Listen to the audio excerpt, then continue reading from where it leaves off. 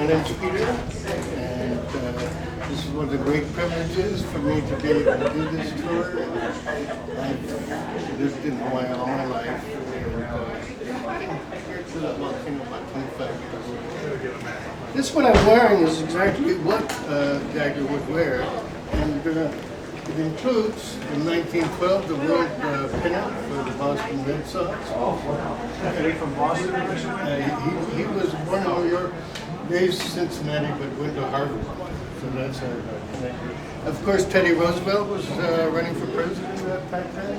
He lost to Woodrow Wilson, but it turned out to be very good for the parks. That flag, the second one down, is the Hawaii state flag. It's a very unusual flag because it's the only one that has the Union Jack in it.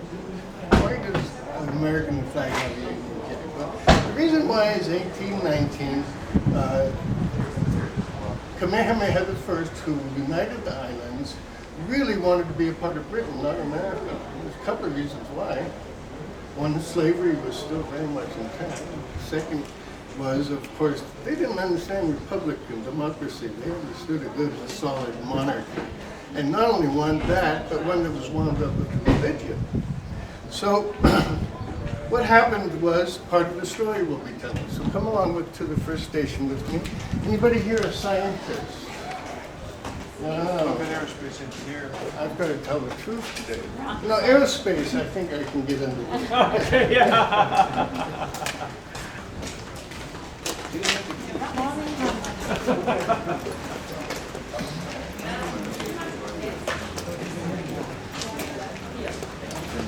This guy built a brand new map. The one who's been there for 30 years. Well worth it. Take a look. Wow.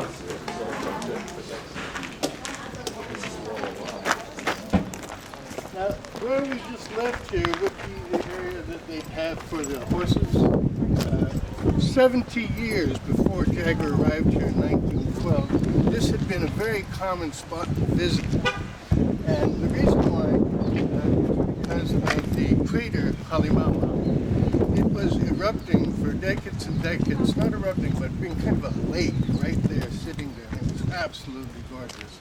So this place has been a place of extraordinary interest for many decades before Jagger came. So this is where the horses come. It takes about a day to get up here. And this building over here is the original Volcano House. It's now a gallery, kind of upscale artwork, very nice. And this whole area beyond here would be basically the road that went around the island.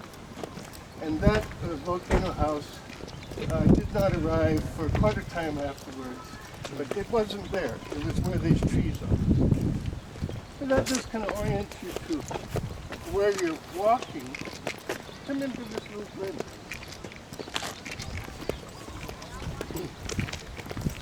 Now, what happened was that the influx of people that came here when it was first contact was made over those decades, there was hundreds of people from all over the world, and they brought with them their plants, their animals, their diseases, and basically more species have died here than any other place in the world in terms of species, because it was so unique being here out in the middle of the ocean.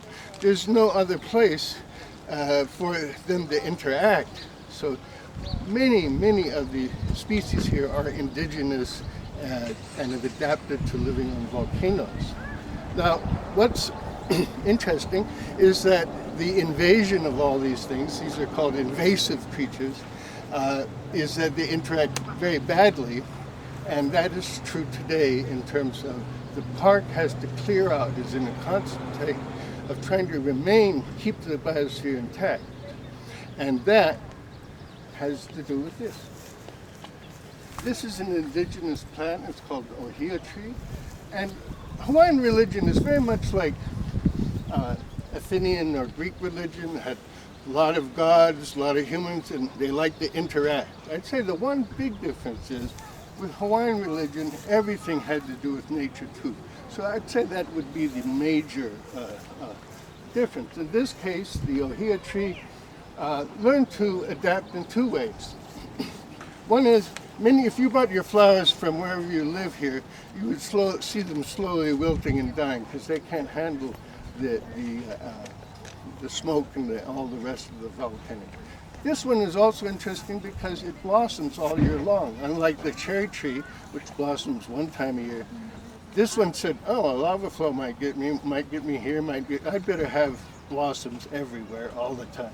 So that's what it did, and it adapted very well. Though indigenous Hawaiians who came here, which they say was anywhere from 500,000 to 1.5 million, had just as serious a problem as the flora and fauna. By 1940, contact was made in 1778. By 1940, less than 100 years later, there was only 40,000 Hawaiians left. People would get up and dress in what clothes they were going to wear in their coffin. They belonged to societies that, in case all their relatives that died, they would have some decent burial. So it was we don't relate that to Hawaii, we don't relate grief and tragedy, but the fact is, it is one of the most tragic stories. Come with me.